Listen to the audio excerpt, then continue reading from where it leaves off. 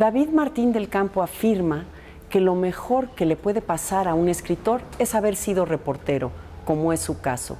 Autor de más de 30 títulos, muchos de ellos han sido escritos en cafés o en bibliotecas donde le gusta trabajar.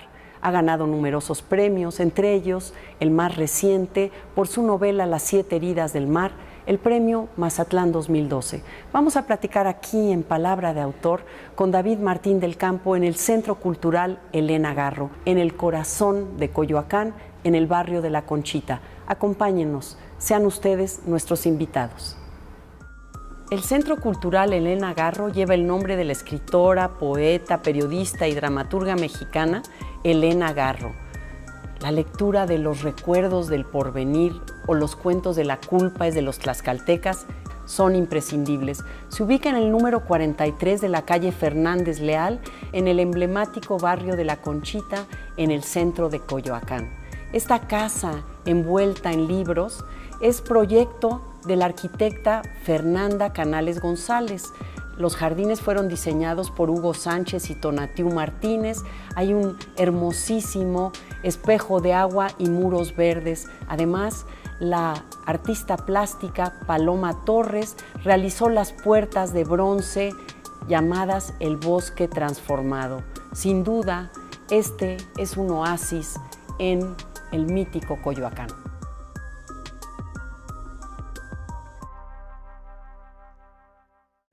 Estamos aquí en Palabra de Autor. Qué bueno que ustedes nos estén acompañando. A mí me da muchísimo gusto hoy poder conversar con David Martín del Campo, un escritor prolífico, más casi 40 títulos en su haber, y aquí en este escenario tan hermoso y cuajado de libros como debe ser, como el Centro Cultural Elena Garro.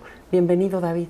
Encantado, Mónica. Otra vez platicando de libros. Platicando de libros, que nos gusta platicar de libros, entre otras cosas. Claro. Pero tú, que yo sepa, porque siempre hay esta pregunta, ¿un escritor nace en un ambiente de libros, nace en un ambiente, digamos, de profesionistas dedicados a las humanidades? ¿Cómo fue tu caso? Pueden ser dos respuestas, ¿no? Yo te diría que sí. Supongo que en mi caso... Yo quiero saber de ti. Había en la biblioteca familiar, pues yo creo que unos 400, 500 libros. Mi padre, que era ingeniero, era lector, le gustaba la poesía, leía mucho novela policíaca. Y yo recuerdo que, bueno, él tenía dos trabajos, ¿no? En la mañana trabajaba en Comisión Federal de Electricidad, en la tarde en una constructora particular. Y al mediodía estaba leyendo en la siesta a Simenón, ¿no? Novela policíaca. De modo que nos contagió un poco el gusto de que había libros, ¿no? Y muchos de los libros que había en esa biblioteca familiar, sus consecuencias son mi obra, ¿no? O sea, de alguna manera esos libros que yo revisaba han derivado en obsesiones, qué sé yo. Y también hay gente que en sus familias no hay libros y un día hacen una lectura en secundaria y a partir de ahí descubren que van a ser escritores y comienzan a ser lectores a partir de los 17, 19 años, ¿no? Pero no necesariamente un lector se vuelve escritor, ¿no? Es decir, a la hora que tú, siendo este niño rodeado de libros, con un padre lector, fíjate qué importante este contagio, ¿no? Sí. Bueno, además estás hablando de un México donde había siesta y el papá podía ir a comer a su casa. Estás hablando de un México que ya no vivimos ahora, ¿no? Sí, se iba en su camioncito, comía en casa y su segundo trabajo entraba a las 4:30, 5 de la tarde, en fin. Sí, así es, ¿no? Era un México distinto y mi padre era ingeniero y el día que él se entera que yo quiero ser comunicador, que quiero hacer cine, que quiero hacer reportajes, se frustró porque yo estaba, pero que ni clavado para ser ingeniero. Él quería que yo fuera ingeniero civil. Yo era el odioso nerd que resolvía siempre en el pizarrón X cuadrada menos Y cosecante. Era el Martín del Campo al pizarrón y yo resolvía. ¿Y te gustaba? Y decía el maestro, Martín del Campo pasa a su lugar, muchas gracias. O sea, yo resolvía y lo entendía muy fácil. Y entonces eso en psicología se llama formación reactiva. Es decir, yo cambié el signo, el número por la letra. Entonces cuando le digo que voy a estudiar comunicación y estas cosas de las artes, se frustró, dices que tú tienes cabeza de ingeniero. A lo mejor la tengo todavía, pero bueno. El caso está que cuando yo publico mi primera novela, que se llama Las rojas son las carreteras, con don Joaquín Díez Canedo, en aquel remoto año de 1976. En la emblemática Joaquín Mortiz, sí. ¿no? Digo, si tienen un libro todavía de esos libros de la serie El Volador de Joaquín Mortiz, guárdenlo, atesórenlo. Bueno, el caso está que él ve mi novela, la tiene, y me dice, ahora sí vas a estudiar ingeniería. ¿Ahora? O sea, ¿estabas en prepa? No, ya habías terminado. Estaba en tercer año de la carrera, cuando se publica. Pero yo le doy la novela a mi padre y me dice, ahora sí vas a estudiar ingeniería. O sea, como si hubiera sido todo lo demás un capricho, ¿no? Al final yo creo que ya él murió convencido de que estaba bien lo que había decidido, porque me movía bien en el medio, quizás ya tenía 2 o 3 libros publicados, y en el periodismo yo pues me desarrollaba, reportero, corresponsal, en fin, ¿no? Pero ¿cómo elegí? O sea, ¿eras bueno en matemáticas, una mente práctica y concreta? ¿Y cómo eliges cuando estás en prepa meterte a la universidad? Lo dije semanas atrás, lo comenté en un artículo. Yo tenía un profesor que se llama Cesario Morales, que después fue un filósofo importante en la Facultad de Filosofía y Letras, qué sé yo, que en la preparatoria nos daba etimologías grecolatinas. Y un día nos deja leer una novela que se llamaba Rayuela. Yo tenía 17 Por cierto, años. este año cumple 50 años Rayuela, sí, ¿no? Y entonces, tú también. Y yo leyendo Rayuela, de repente, bueno, para mí me transformó la vida de alguna manera, y regresa a las 2 semanas y nos pide que hagamos un reporte de lectura, y todo el mundo, bueno, Álvarez 4, Betancourt 3, 4, Martín del Campo 10. Y nunca me dijo por qué. O sea, algo pasó ahí que yo escribí y que yo entendí, y como que me movió el tapete, como decimos por acá, algo pasó porque dije, ¿qué pasa? ¿Qué ocurre? Que estas lecturas me mueven tanto y me invitan a pensar en tantas consideraciones, ¿no? Después, a poco de eso, leí, obviamente, de perfil, la de José Agustín, que dije, bueno, para escribir novela no hay que escribir sobre la Revolución Mexicana ni los héroes del proletariado de los años 40, no. Hay que escribir sobre la clase media mexicana, que le gustan los Beatles, que le gustan las fiestas, que le gusta ir al autocinema. Y entonces de pronto descubrí que podría la clase media, nuestro medio, ser protagonista de la literatura, y ahí fue donde dije, voy bien, ¿no? De hecho, Las rojas son las carreteras, es un grupo de jóvenes, Mocambo, sí, Veracruz, claro. Digamos, ahí hay una clara evidencia de que eso que tú deseabas y que te habían provocado tus lecturas, lo hiciste, ¿no? Sí, ¿cómo nace esta novela? Sí, bueno, esa novela, fíjate, yo tendría unos 17 años, y con un grupo de amigos, después del 68, en diciembre, enero, digamos, 3 semanas nos aventamos de vacaciones en un campamento en Veracruz, en Mocambo, que todavía no estaba conurbado con el puerto. Y bueno, nos pasaron muchas aventuras y lo que tú quieras. Y regresando de ese campamento en la playa, le dije a un amigo, a Ricardo Fernández, le digo, ¿sabes qué? De esto que nos ocurrió, yo voy a escribir una novela. Yo tenía 17 años. Me dice, sí, claro, ¿no? Bueno. Pues me tardé 4 años en escribirla, ¿no? Y ocurre que fue en el año de 72, 73, hago un viaje a Los Ángeles y me voy medio de mojado, medio para estudiar inglés con un grupo de amigos, y tengo un periodo de 4 meses que resido en Los Ángeles. Tú viviste en Los Ángeles también, que es una ciudad muy interesante.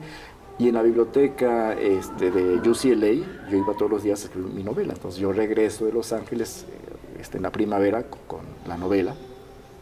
Uno de nuestros profesores en la Facultad de Ciencias Políticas, yo estudiaba ya la carrera de Comunicación, que era Gustavo Sainz, que hay que homenajear, porque Gustavo Sainz nos hizo a muchos escritores. Fíjate qué importante que digas eso, ¿no? No, es muy importante. Ahorita hablamos de ello. Sí. Y entonces yo regreso, le doy la novela, mi manuscrito, la leí, me dice a la semana, David, oye, está muy bien tu novela, llévasela a don Joaquín Díez Canedo. Digo, ¿y ese quién es? Yo no sabía, ya tenía 21 años. Dice, pues es el director de Joaquín Mortiz, donde publica José Agustín. Sí. Se la llevo a la secretaria y a las 3 semanas me habla y dice, venga, que me habla don Joaquín, ¿no? Dice, porque el madrileño al fin dice, venga, es que lo quiero conocer, y le digo, ¿de qué se trata? Es que le vamos a publicar su novela. Sí, bueno, o no viene. Pues voy con don Joaquín, firmo contrato y yo tengo 22 años y la novela en las manos. Bueno, pues como que me asusté. A partir de allí pasaron muchas cosas. Pero Normalmente a veces la gente cuando quieres escribir, que tú ya sabías que querías escribir, entiendo, o a lo mejor no lo sabías, ¿por qué no te vas a letras, te vas a comunicación? ¿Qué hay de ti ahí? Sí, yo en realidad me gustaba más el discurso plástico, digamos el cine. O sea, yo quería hacer cine documental, porque como que había cierto compromiso por explicar la realidad a través de los documentales. Claro. De hecho, yo viví 3 o 4 años de mi vida haciendo cine, dirección de cine, después te platico. Ahorita vamos a oír esa historia. Y entonces, yo por allí iba, pero de pronto con Gustavo Sáenz, que nos hizo un grupo de escritores, bueno, y cuando digo que nos, porque compañeros de la facultad, bueno, del grupo, bueno, estaba desde luego que todo el mundo conoce a Ángeles Mastreta, tu servidor, un amigo que se llama Enrique Álvarez, los Trejos, Nacho Trejo, Arturo Trejo, Rafael Vargas, ¿no? En 2 o 3 grupos acompañamos a Gustavo Sáenz y él nos encargaba que escribíamos un sueño, una crónica, una entrevista, te la publicaba a las 2 semanas en su revista que se llamaba 7, te pagaba 400 pesos y tú tenías tu nombre en letra de imprenta, tenías 21 años, es 400 pesos y MB en el trabajo, o sea... Redondito. Era redondo. Y entonces pues, yo de pronto me pude más o menos independizar económicamente muy temprano porque publicaba y luego en el periódico, en el Diario de México, en fin, donde se podía empezamos a colocar artículos en el Gallo Ilustrado del Periódico El Día, en fin. A lo que voy es que él nos hizo. Y luego, enseguida de él, Hugo Gutiérrez Vega nos daba periodismo y literatura y bueno, las clases eran para mí o para nosotros, ¿no? O sea, era Vargas Llosa, los únicos que habíamos leído Vargas Llosa éramos nosotros y todo lo demás, ¿no? Entonces, allí fue digamos, mi malformación, porque ya decía yo, bueno, igual no cine, sí literatura, pero mientras tanto, ¿de qué voy a comer? ¿De qué voy a vivir, no? El cine, y no satisfecho con haber estudiado comunicación, digamos, te metes y además a lo mejor tu padre supo que estudiaste también en el cine, o sea que no hiciste ingeniería. Que yo estaba un poco loco, pero le daba gusto, ¿no? O sea, porque digamos que era un poco como la oveja negra, el que me había salido de los rediles, el primero que se dedicaba a las humanidades. ¿Por qué tienes un hermano? Bueno, mi hermano mayor, Enrique, es médico psiquiatra, sí. ¿Otro hermano aviador? No, tengo otro hermano que es odontólogo y otro hermano pues que hace muchas cosas, ¿no? Somos, como decimos, somos 4 hermanos, 3 varones y yo. Y me dice, ¿y tú qué eres? Digo, no, yo soy Lord, ¿no? Yo no soy... Entonces, bueno, a lo que voy es que... El loco era la... Yo soy el loco y entonces el cine, pues había que estudiar en una escuela y yo terminando la carrera de comunicación, ingreso al CUEC, al Centro Universitario de Cine, de la Universidad Nacional, y pues mi grupo de compañeros ahí eran los hermanos García Gras, ¿no? Carlitos y José Luis García Gras, Rafael Montero, Raúl Busteros, Rogelio Cuellar, José Goldenberg. Él estaba en un grupo anterior, José Goldenberg, que era distinto, ellos tenían mucha conciencia ideológica y nosotros queríamos hacer cine pequeño burgués, historias de amor y estas cosas de las... Otra vez está lo de la clase media, la juventud. Y nuestro director, digamos, que nos apadrinaba era Alfredo Yoskovich, nos daba lenguaje cinematográfico. Que murió hace muy poco, Alfredo. Murió este año a principios, pero él nunca lo supo. Esas clases de lenguaje cinematográfico, en mi caso, eran cursos para estudiar novela. Entonces ahí aprendí cómo armar el discurso cinematográfico y novelístico, y al segundo año yo ya no continué la carrera y preferí hacer novelas. ¿Y es cierto que hiciste un documental sobre revueltas o que andabas haciéndolo? Historia, porque, digamos, esa tarea ya era un poco... El primer año se filmaba en Super 8 milímetros, que era un formato cine-cine, y el segundo año había que ser en 16 milímetros, y entonces yo, por mi novia de entonces, que es mi mujer, Blanca Treviño, ella estaba en un grupo semipolítico en la Facultad de Filosofía y Letras, muy vinculado con José Revueltas, que desayunaba y comía en la Facultad de Filosofía y Letras después de salir del Lecumberri, de la cárcel, por el movimiento del 68. Entonces tenían amistad con él, y entonces me lo presentan y le expongo el proyecto, y yo voy a casa de Pepe Revueltas pues unas 5, 6, quizás 7 veces a armar el guión y dónde íbamos a filmar, y íbamos a iniciar en Lecumberri, que todavía no era lo que es ahora, y bueno, ahí tuvimos una cierta amistad, ¿no? Y ese documental, a punto de iniciarse, no se filmó porque él empezó a tener problemas con los dientes, y al dentista, y al hospital, y las venas, y las arterias, y se murió a los 3 meses. El periodismo. tú has dicho que ser reportero es fundamental para un escritor, pero ¿cómo? Es una bendición. Es una bendición. ¿Por qué? Es decir, yo, después de estudiar en el CUEC cine, hubo una oportunidad de hacer cine documental en la Universidad Nacional en 16 milímetros, y durante 2 o 3 años un grupo de amigos teníamos un equipo para hacer documentales para la universidad, sobre ciencias, sobre cultura, en fin, ¿no? Sí. Que era, digamos, la época en que la película terminaba y entraba el video, y entonces en esa crisis de pronto nos quedamos sin trabajo, y en esos días un amigo me dice, oye, viene un periódico nuevo que intenta ser distinto, un poco cola de la crisis del Excelsior, de la salida de Julio Scherer y Vicente Leñero y su equipo, y pues va a proponer algo distinto. Entonces me presentan con Manuel Becerra Costa, don Manuel, que era el director de Uno más Uno, y yo iba como fotógrafo a entrar para ser fotoreportero. Y él me dice, ¿y usted qué hace? Y yo llevaba mi primera novela bajo el brazo, y le digo, pues, entre otras cosas esto. Empieza a revisar la novela, me dice, va a ser reportero. Sí, 7 años. Fue una 7 condena. años. Yo no soy fotógrafo, entonces comienzo a ser reportero.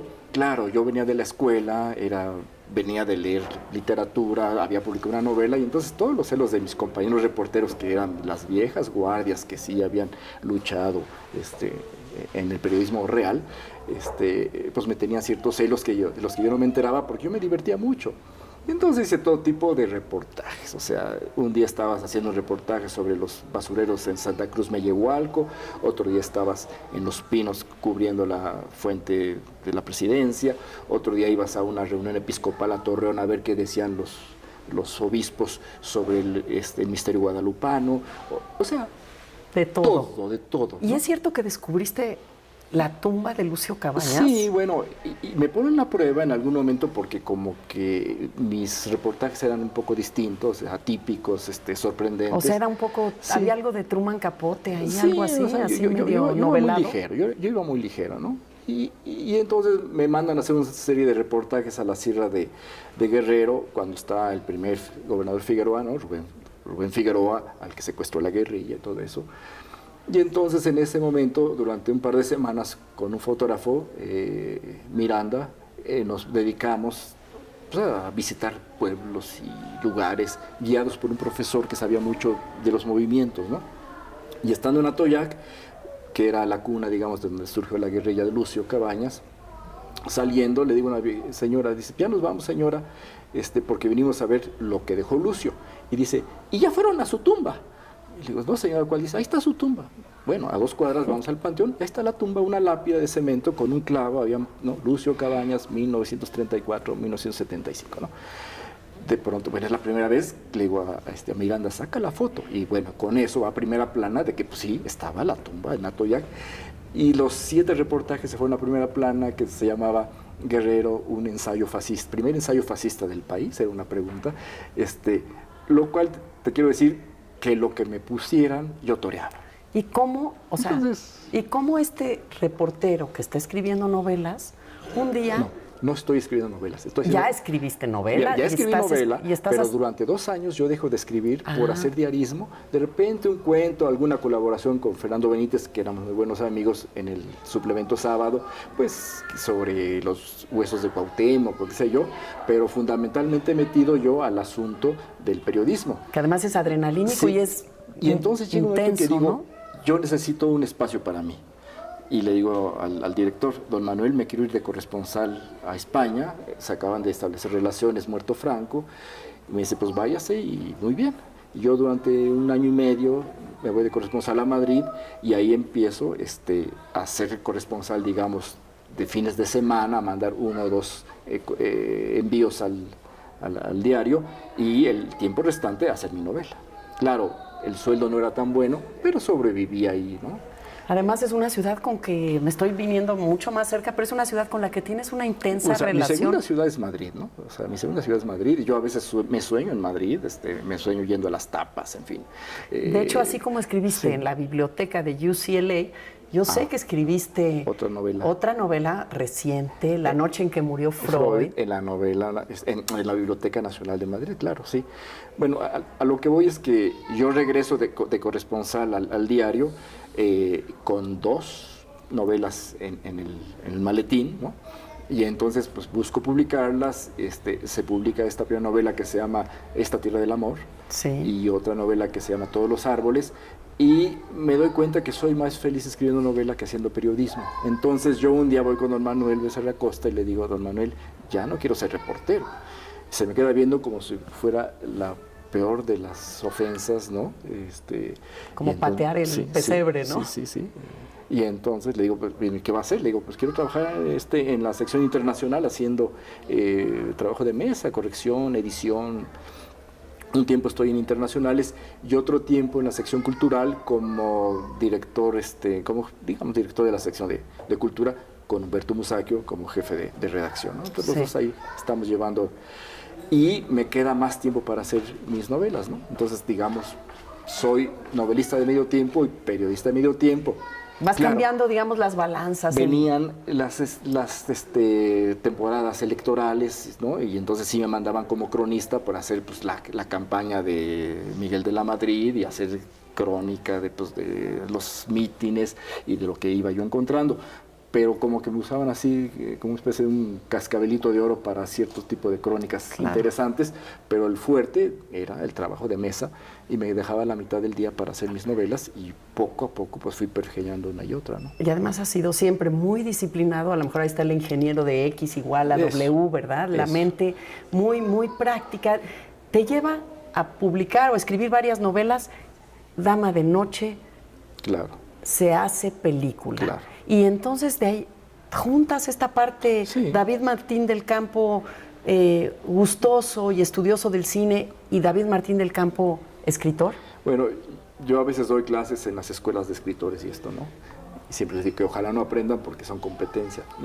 No, a lo que voy es que el asunto es que mis novelas son muy plásticas, son muy cinematográficas, y yo siempre les digo, como decía Emilio García Riera, que el cine es mejor que la vida, ¿no? Es mi vicio.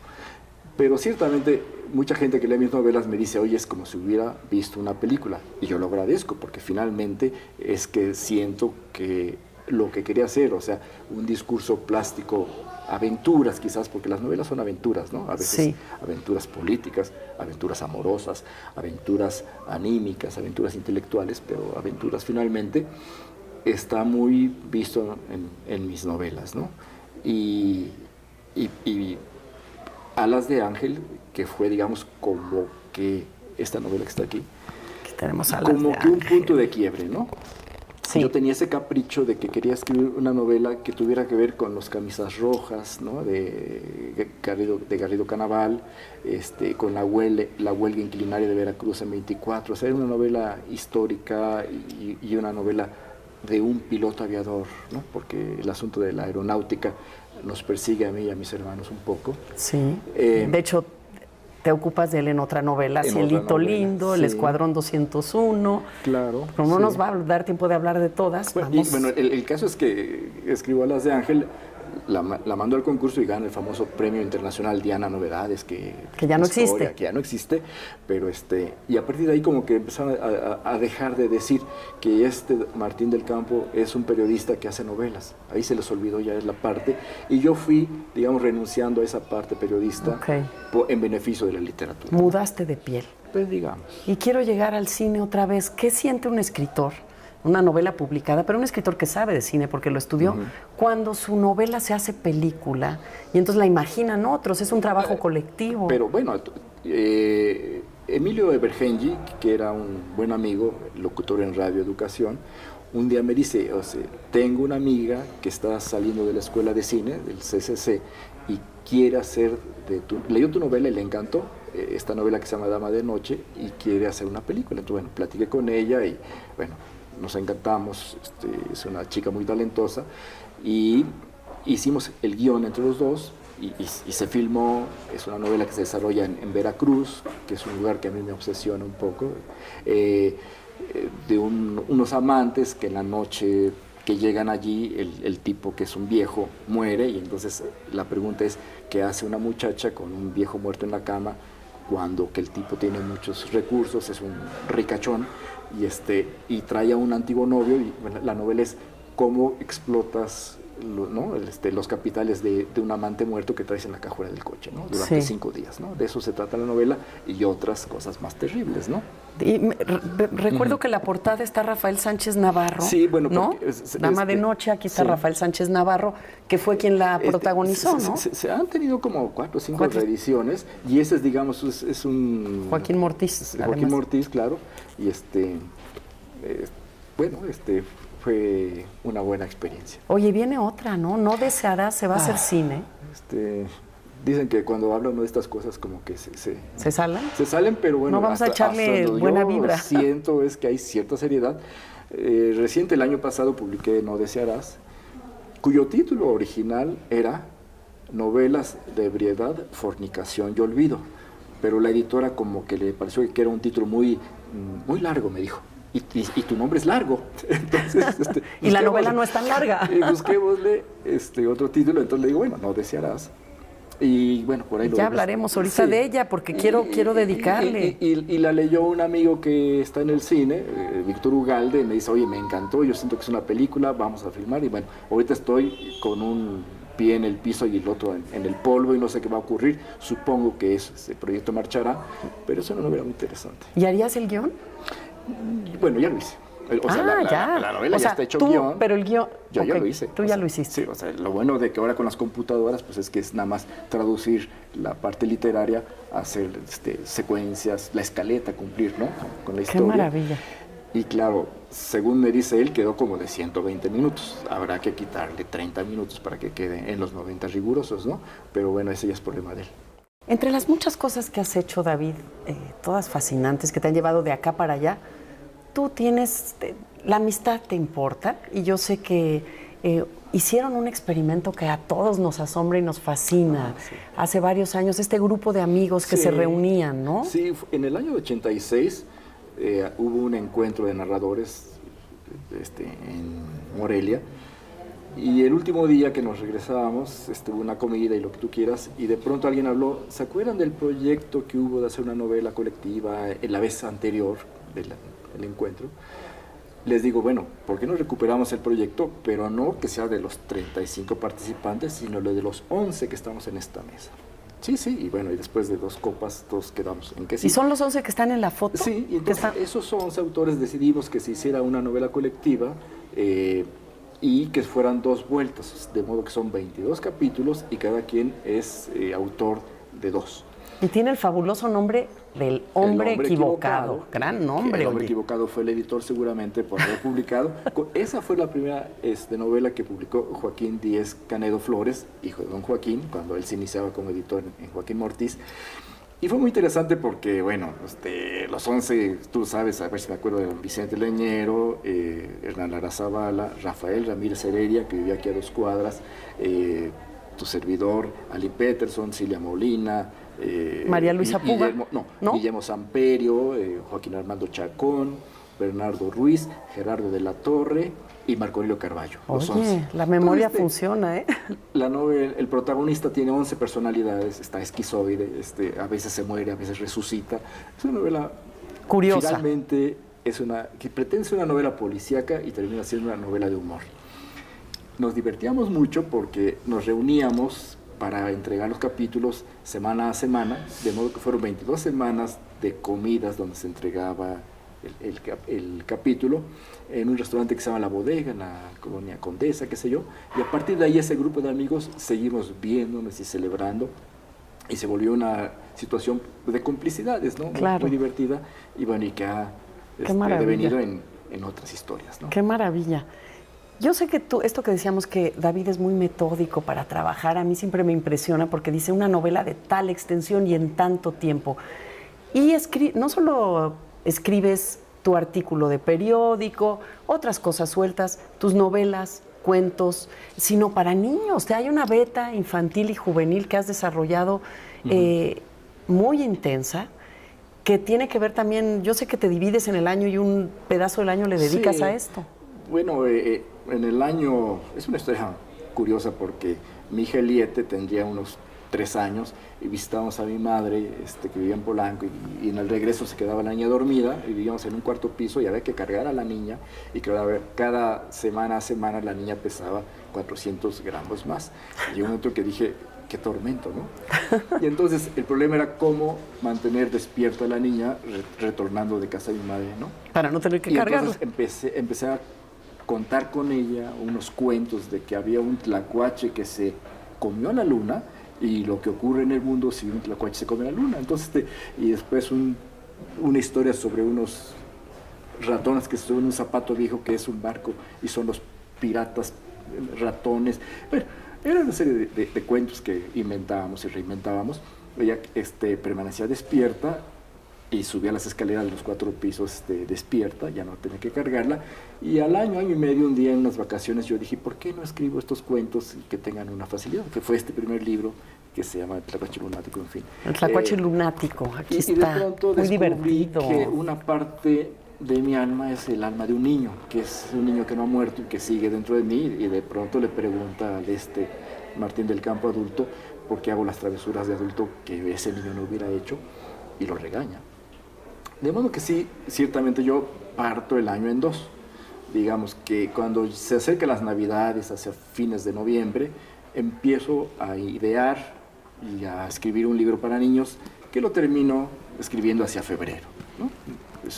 Estos varios varios libros varios aquí. Libros infantiles. Tenemos como una baraja. Fantasías y historias de ballenas, ¿no? Doña Ballena va al zoológico porque a la ballena un día le dicen que el animal más grande vive en el zoológico, y ese día la ballena se pinta los labios, se pone su collar, su sombrilla, se sube al autobús, el autobús va así, y visita al elefante y hablan sobre la importancia o no de ser grandes. Bueno, esos son como 12 libros y van muy bien. Y en primavera y verano, que dejo de escribir para niños, escribo para adultos. Y ahí escribo pues, sobre crímenes, adulterios, otros temas distintos, ¿verdad? Fíjate que a mí de estos libros que tienes para niños o jóvenes me gusta mucho El hombre del Iztac, porque es una novela de aventuras y sucede en el Iztaccíhuatl, y yo sé que tú también tienes fascinación, así como por los mares de los que les vamos a hablar, por los volcanes, sí, ¿no? El Paricutín. Sí, es una parte telúrica mía, sí, el Paricutín también. Sí, bueno, el hombre del Iztac, de hecho, proviene, digamos, de una historia de periódico, ¿no? En el año de 1900, no sé si fue 89 o 90, en que descubrieron a este hombre del Paleolítico en los Alpes, ¿no? Que le decían el Utsi, porque estaba en la frontera de Austria con Italia, y resulta que tenía enterrado 12.000 años, ¿no? En las nieves de los Alpes. Y a mí se me ocurre pensar que habría ocurrido con un hombre que tuviera 500 años en el glaciar del Iztaccíhuatl, ¿no? El hombre del Iztac es un soldado de Hernán Cortés que está congelado, ¿no? Y unos niños lo descubren. Claro. Y la novela es el secreto que guardan entre este grupo de niños que viven al pie del Iztaccíhuatl, en San Rafael. Y sobre las consecuencias que tiene esto, ¿no? Bueno, es una de las historias. Y hay otra infantiles. novela que a mí me gustó mucho y que a David, yo sé que está, digamos, en su corazón de manera muy especial, El año del fuego, el Dr. Atl como uno de los protagonistas, el Paricutín. ¿Tú querías decir algo de esta novela? Sí, bueno, que es mi parte telúrica. Es una novela que se desarrolla alrededor del surgimiento del Paricutín en el año de 1943, México en guerra, no olvidemos, y el loco del doctor Atl, ¿no? Sí. Gerardo Murillo, que estaba pintando su obra que más se conoce, saltando de río de lava en río de lava, por eso pierde la pierna derecha, Claro. se le queman las venas de una pierna, le tienen que amputar la pierna, y hay gente que dice que es la novela del doctor Atl. No, el protagonista, que es Rojas, que es un viejo fotógrafo, porque de alguna manera este fotógrafo como que me hace derivar allí toda mi experiencia del fotógrafo que no fui, ¿no? Y mi amistad con fotógrafos como Rodrigo Moya, Pedro Valtierra, Rogelio Cuellar, en cuyos laboratorios yo he conversado con ellos y he visto cómo surgen sus imágenes. Entonces hay una parte fotográfica mía que está puesta en esa novela, ¿no? Claro, y que está puesta en este libro, claro, sí. Pie de foto, Un libro para niños publicado por Circli, esta editorial que se ha especializado desde hace muchos años en libros muy bellos. Y aquí son fotos tuyas, ¿verdad, sí, David? Sí, digamos que yo desde los 15, 16 años hago fotografía, ¿no? Bueno, y la fotografía es en blanco y negro y punto. Ahora es otra cosa porque la cosa digital ya acabó con la película. Pero entonces yo en cada oportunidad a veces me escapo en mi bicicleta un domingo y voy a tirar fotos, o en las vacaciones dejo la familia y me voy al pueblito, me voy a la montaña y hago fotos. Y digamos, no tengo las fotografías de estos amigos que tienen sus acervos de 60,000, 100,000 negativos, pero tengo algunas. Y armé este libro de modo que fueran textos míos con fotografías mías, algunas son bastante interesantes, como para un lector, no un infantil de 8 años, sino para un lector que ya razona, ¿no? Como claro, para lectores de 12 años, que agradecen mucho además los adultos, porque son asuntos de cómo se debe mirar una fotografía y qué es lo que hay en una imagen escondido, ¿no? Me gusta, por ejemplo, esta que el texto dice una mañana tibia y lo que vemos en un charco reflejado es lo que apenas vemos, que son los pies y faldas de las mujeres, y en el charco. Es la plaza de San Marcos en Venecia. ¿De verdad? Sí. O sea, es una fotografía que yo saqué volteado de cabeza en una banca, junto al embarcadero, y lo que se ve son las mujeres, bueno, se verá la fotografía en su momento, reflejadas. Entonces el reflejo y la historia es, y cuando ese charco se evapora, ¿qué pasa con esas mujeres que están ahí en ese charco, que habitaban en el reflejo? Qué interesante. Y mira, de charcos a los mares, sí, tú tienes una crónica, Los mares de México, que de alguna manera recoge tu parte reporteril o de cronista, de viajero, de apasionado de las costas. Ese era un libro de los que estaban en la biblioteca de mi padre. Mi padre era un obseso de los mares. Él decía que la solución de los problemas de la humanidad, la alimentación, la energía, se solucionaría con los mares y los océanos. Y en casa había un sector de la biblioteca que eran unos 10, 11 libros que hablaban sobre la cosa marinera. Eso que me quedó de niño es este libro que se llama, tú lo trajiste, Los mares de México, que fue un poco una liberación. Yo, después del diario 1+1, estuve un ratito en el diario La Jornada, pero yo ya no quería hacer periodismo, diarismo, quería hacer otra cosa. Y le llevé el proyecto al rector de la Universidad Metropolitana, donde tú estudiaste en Xochimilco, Francisco José Bolio.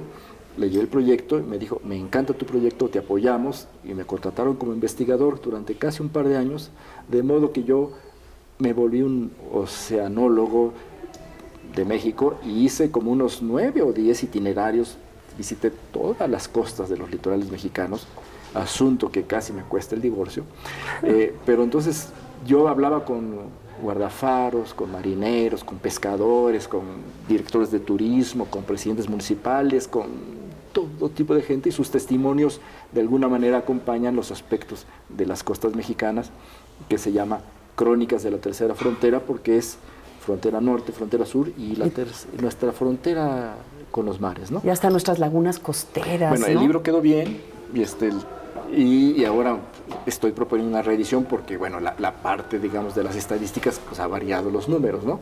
Pero en principio, y muchas de las historias y de los testimonios, de las pláticas que yo tuve durante este par de años con la gente, son novelas que están aquí.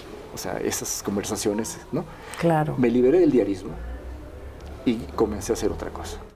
Ocurre que yo en mis investigaciones hemerográficas y que de pronto me pongo a nadar en el siglo XX mexicano, o sea, historias sobre la fiebre aftosa, sobre el paricutín, o sea, de estos rescates, descubro de pronto que en el año 57 hubo un crimen muy aparatoso en Acapulco que fue el famoso caso Fenton, ¿no? Y bueno, que tuvo mucha atención de los medios, porque era un matrimonio que desapareció. Pero, y fueron... ¿La de la foto? Ah, no. No es el caso. Bueno, Cindy Rudy... O sea, este personaje, esta muchacha tan bonita... Cindy Rudy es personaje Cindy de tu novela. Sí, bueno, entonces, ¿qué es el caso Fenton? Las 7 heridas del mar. Las 7 heridas del mar, estamos hablando. Y entonces, de pronto yo veo que habría la posibilidad de escribir una novela sobre los años 50, pegando a los 57, ¿no? Sobre Acapulco. que en esa época yo era un niño, pero pues, de pañales. Y entonces, digamos que era el Acapulco que vieron mis primos y mucha gente, ¿no? Entonces, de donde esquiaban y hacían suertes, ¿te acuerdas? Me pongo a investigar, entonces, bueno, sobre la época, y ahí inserto, digamos, la historia de un nadador muy importante, que era Apolonio Castillo, en una de las fotografías que está ahí. Es este nadador que está fuerte, con los... que parece Tyrone Power, ¿no? Sí.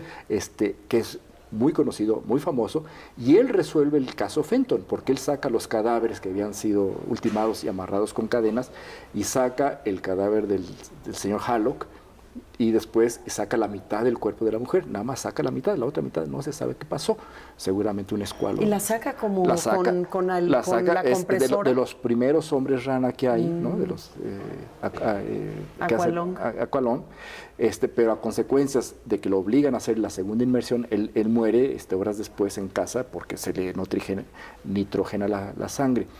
En alguna de mis indagaciones con algunos de los buzos me dice, es que Apolonio murió en mis brazos, me dice uno de ellos, ¿no? Y bueno, esos testimonios están en la novela. Y fundamentalmente la novela se debió haber llamado 7.5 gringas. Como Fellini hizo 8.5, yo iba a hacer 7.5 gringas, que eran las 7.5 mujeres que habrían hecho, digamos, el aprendizaje sentimental o sensual del protagonista, que es un muchacho de 21 años, que se llama Tony Camargo, que es el que lleva la historia. Entonces, las 7 heridas del mar son las 7 mujeres que lo forman a él sentimentalmente, ¿no? Comenzando con su madre y terminando con Sasha Markovich, que es una rusa que da clases de piano en Acapulco, ¿no? Entonces, a mí me gusta mucho la atmósfera, digo, además de la historia, la atmósfera de la novela que nos lleva por un Acapulco que a veces quien vaya todavía puede visitar, por ejemplo, ahí en la punta, en la zona de la quebrada, ¿no? Sí, frente a la Roqueta, en los Riscos, sí. donde vivió Tarzán, Johnny Weissmuller, ¿no? Eso se confirmó porque yo haciendo la investigación, porque yo normalmente como que visito e investigo y quiero pisar el sitio donde estuvieron mis personajes, en el Hotel Flamingos de Acapulco, que es en la parte alta, que es más fresca porque sopla la brisa, ahí de pronto descubro que están las fotografías de John Wayne, que es personaje en la novela, de Johnny Weissmuller, que es un personaje importante en la novela, que cuando ya está enloqueciendo y sintiéndose Tarzán, ¿no? Sí, ¿no? Es el Tarzán es el drama, de todas estas películas de Cheetah, de Jane, de los años 50, 60, y luego está Fred McMurray, Dolores del Río. Entonces este jet set de Hollywood que invernaba en Acapulco es una parte importante de la novela, y bueno, y ahí está, digamos, la cabañita donde vivía Tarzán, Johnny Weissmuller, y donde enloqueció. Terminó loco pensando que era Tarzán. Hombre. Y vale la pena conocer este lugar y ver la vista maravillosa y respirar un Acapulco que fue y que está en tu novela, como está este personaje de la foto que es la reportera, la escritora, Cindy Rudy en la novela, porque tú siempre tienes escritores y reporteros en tus novelas, o te gusta en algunas de ellas. Es que es gente más interesante, ¿no? O sea, no quiero hablar de otras profesiones, pero es que la escritora anda fisgoneando en todos lados, ¿no? Y ella es muy interesante porque, pues, bueno, acuérdate pues, de que ella es una parricida, ¿no? O sea, su historia personal es que ella es una parricida, que venga la ceguera de su madre, porque, bueno, no vamos a contar la historia, pero su historia de ella es muy, muy tremenda. Y le dejé el nombre de una amiga que conocí yo en Los Ángeles en aquel tiempo, que era una chica tan linda como la de la foto, ¿no? Y estuvo a punto de llamarse la novela Acapulco Blues, ¿no? Pero bueno, quedó como 7 días del mar y le fue bien, porque es ese blues de la época en que la costera no era la costera, era una vereda donde llegaban las tortugas a desovar y eran unos cocotales, o sea, ¿no? Acapulco era caleta y punto. ¿Y qué me dices también en No Desearás, que es el Puerto Vallarta, también cuando ni siquiera había una carretera para llegar muy claramente, ahí donde se filmó La Noche de la Iguana, ahí es tu novela ocurre y nos pone precisamente en esos días, 1963, se filmaba La Noche de la Iguana. Ava Gardner, Richard Burton, los estamos viendo en las fotos, guapísimos, ¿no? Elizabeth Taylor, John Huston, el director, y nos das una novela deliciosa que nos coloca en esos días y en los días posteriores con otra reportera. Es que yo hago un reportaje, una crónica, porque yo me di cuenta en Puerto Vallarta, en un paseo, que la presencia de la Noche de la Iguana era muy importante. O sea, ahí, digamos, el tótem de Puerto Vallarta es una iguana. O sea, en cualquier bar y en cualquier hotel siempre hay iguanas de cerámica, de papel, maché, en fin. Y entonces empecé a investigar, y lo que ocurre está que después de la filmación de La Noche de la Iguana, Puerto Vallarta, que era un pueblito de pescadores de 20,000 habitantes, ahora tiene 700,000 habitantes, junto con Nuevo Vallarta, ¿no? Fue una película que transformó un lugar porque empezó a arribar un turismo internacional, abandonando Acapulco y yendo a Puerto Vallarta, y entonces, bueno, empieza a crecer eso, y todo el equipo de servicios de hoteles y bares y restaurantes es lo que es ahora Puerto Vallarta. Entonces, yo investigando esto, entrevisto al cronista de entonces, a Carlos Fregoso, un tipo encantador, gordo, rubicundo, de ojos claros. Dice, yo era el chofer de la señora Ava Gardner, y era un muchacho. Dice, y era una señora tan tremenda que tenía sus dos amantes, se trajo 2 amantes de Acapulco, 2 lancheros. Dice, y una noche se acostaba con el Meco, y otra noche se acostaba con Manuel, y la tercera noche con los 2.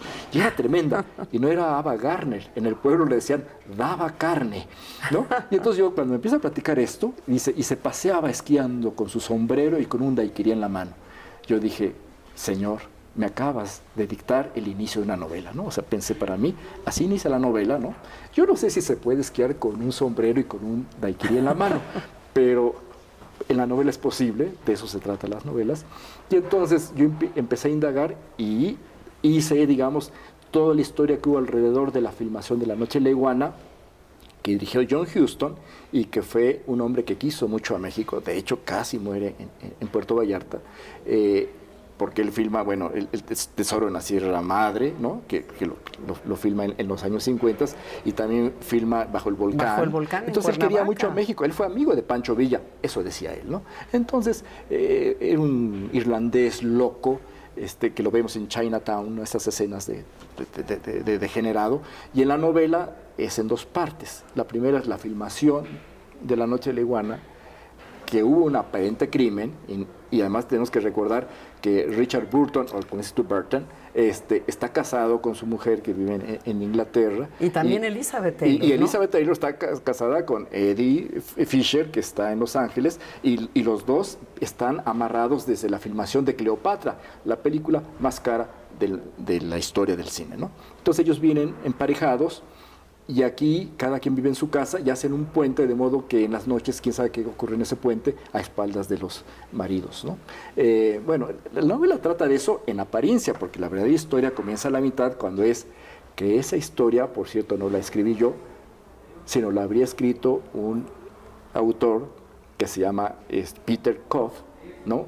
Un compañero de la generación de Bukowski, sí, en Los Ángeles, que le habría ido también con esa historia que leímos, que pretende hacer la segunda parte, claro, de esa historia, y bueno, y de eso trata la segunda parte, que es una protagonista reportera, que es Fara Berruecos, que de alguna manera recoge mi experiencia como periodista y de muchas reporteras que conocí yo, claro, en la vida, sobre la investigación de qué ocurrió con Peter Koff. Y la tercera parte es lo que tenemos que hacer los lectores, que es apropiarnos de esta historia. No desearás, Las 7 heridas del mar, las novelas que ha escrito David, muchos de sus artículos periodísticos de periodismo cultural que están en El azul de Van Gogh, otro de los libros muy gratos. David, se nos acaba el tiempo, ya nos tenemos que ir, pero seguro ya está una novela en ciernes y la esperamos muy pronto. Muchísimas gracias. Encantado, Mónica. Gracias por estar con nosotros aquí en Palabra de Autor. Que tengan una buena noche. Nos vemos muy pronto. La leyenda negra del yate comenzó ese día. Era un viernes de octubre y el Cindy había sido alquilado por el agente de cine Mike Ross. Iba a llevar a un grupo de amigos que querían practicar el buceo y hacer algunas diabluras. Además de la tripulación, Tony convocó a Polonio, que en todo Acapulco era el más ducho en el arte del buceo. Consiguieron 3 equipos con reguladores nuevos, porque los originales se habían picado con el salitre. «Mareando gringos nos vamos a hacer millonarios», comentó Apolonio al subir aquellos instrumentos entre los que no faltaban un par de arpones. «Millonario soy, compadre, pero en unidades de penicilina». Tony preparaba los camastros de cubierta. «Hasta los zancudos al picar me caen muertos por la ponzoña que cargo en la sangre». Es mejor acabar con los microbios que los microbios acaben con uno, ¿verdad? El campeón nacional probaba el correaje de los tanques. Además que ¿quién nos manda a buscar lío con las mujeres que no han de ser de uno? ¿Y eso cómo se sabe? Apolonio Castillo tenía 34 años, mujer encinta y una hija que adoraba. Nunca llegaba a casa después de las 8 y todas las mañanas, con el amanecer, comulgaba en la parroquia de Nuestra Señora de la Soledad. Eso sí que no tiene respuesta. Se sabe probando, como en todo. Millonario en penicilina. Bromeando con su primo Eulogio, que telefoneó de larga distancia, había solicitado que le enviara 100 preservativos porque en el puerto había epidemia de gonococo. «Estaré yo para contártelo», le dijo, y luego pensó en la arroba. Era cierto. ¿Y cómo decirle? «Tienes la cachimba infectada». Había dejado de visitarla, se había negado a sus llamadas. Ella seguramente comprendería. Comprendería. A las 8 de la mañana, puntuales, llegaron los invitados de Mike Ross. Zarparían del muelle Siroco en la escuela de buceo. Iban solteros John Wayne, Johnny Weissmuller y 2 gringas treintonas que habían conocido en los Flamingos. Además que los acompañaba un banquero canadiense, un tal Mervyn, que se les había pegado.